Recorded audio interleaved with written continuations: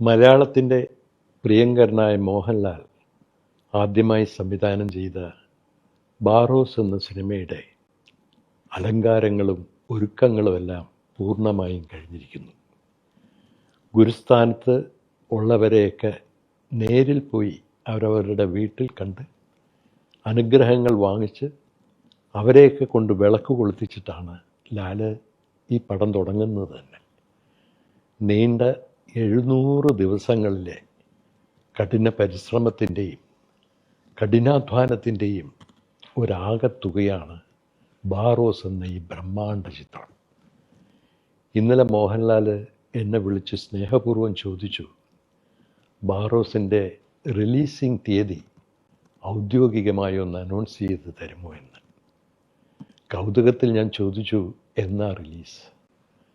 Mohanlal release തീയതി പറഞ്ഞതോടുകൂടി വല്ലാണ്ട് ഞാനങ്ങ് വിസ്മയിച്ചു പോയി.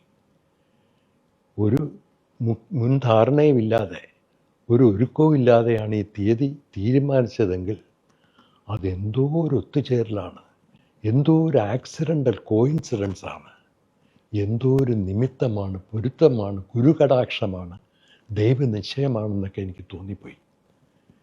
എൻ്റെ തോന്നൽ ഞാൻ മോഹൻലാലിനോട് പറഞ്ഞപ്പോൾ മോഹൻലാൽ എന്നെക്കാൾ 10 മടങ്ങ് വിസ്മയിച്ചു പോയി.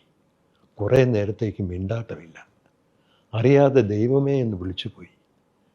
പിന്നെ സഹധർമ്മിണി സുചിയെ വിളിക്കുന്നു, ആൻ്റണിയെ വിളിക്കുന്നു, ആൻ്റണി എന്നെ വിളിക്കുന്നു. എല്ലാവർക്കും ഇതെങ്ങനെ ഒത്തുചേർന്ന് വന്നു എന്നുള്ള അത്ഭുതമായിരുന്നു. സംഗതി ഇതാണ്, അതായത് മോഹൻലാൽ എന്ന 19 വയസ്സുകാരനെ ഇന്നറിയുന്ന മോഹൻലാലാക്കി മാറ്റിയത് മഞ്ഞിൽ വിരിഞ്ഞ പൂക്കൾ എന്ന സിനിമയാണ്.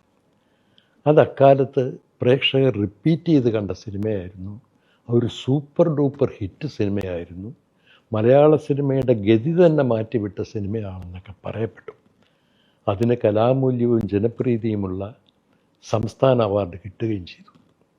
വർഷങ്ങൾക്ക് ശേഷം മോഹൻലാൽ ചെയ്ത മറ്റൊരു സിനിമ, അത് മഞ്ഞിൽ വിരിഞ്ഞ പൂക്കളെക്കാളും ജനങ്ങൾ ആവർത്തിച്ചു കണ്ടു. അതൊരു സൂപ്പർ ഡൂപ്പർ മെഗാ ഹിറ്റായി. അത് കാലാതീതമാണെന്നൊക്കെ പറയപ്പെട്ടു. അതിന് കലാമൂല്യവും ജനപ്രീതിയുമുള്ള ചിത്രത്തിൻ്റെ സംസ്ഥാന അവാർഡും നാഷണൽ അവാർഡും കിട്ടി. മഞ്ഞിൽ വിരിഞ്ഞ പൂക്കൾ റിലീസായത് ഒരു ഡിസംബർ 25-നായിരുന്നു.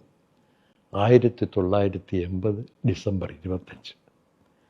മണിച്ചിത്രത്താഴ് റിലീസ് ചെയ്തതും ഒരു ഡിസംബർ 25-നായിരുന്നു. 1993 ഡിസംബർ 25.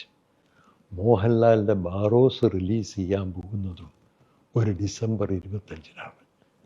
ഒന്ന് ആലോചിച്ച് നോക്കിക്കേ, 4.5 പതിറ്റാണ്ട് നീണ്ട അഭിനയ ജീവിത തിരക്കിനിടയിൽ മുത്തി പഠിച്ചെടുത്ത അനുഭവങ്ങൾ കൊണ്ട് മോഹൻലാൽ ആദ്യമായി സംവിധാനം ചെയ്ത സിനിമ മോഹൻലാലിൻ്റെ മഞ്ഞിൽ വിരിഞ്ഞ പൂക്കൾ റിലീസായ ദിവസവുമായി ആകസ്മികമായി ഒത്തുവരിക.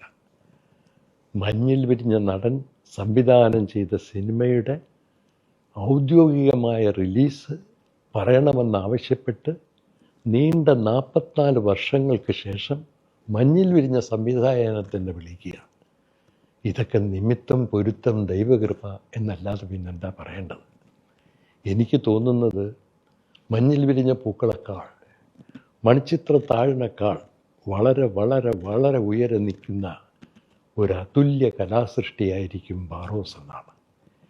ഏറ്റവും കുറഞ്ഞ പക്ഷം ബാറോസ് ഒരു ആഗോള ഇതിഹാസ സിനിമയായി മാറട്ടെ എന്ന് ഞാൻ ആശംസിക്കുന്നു.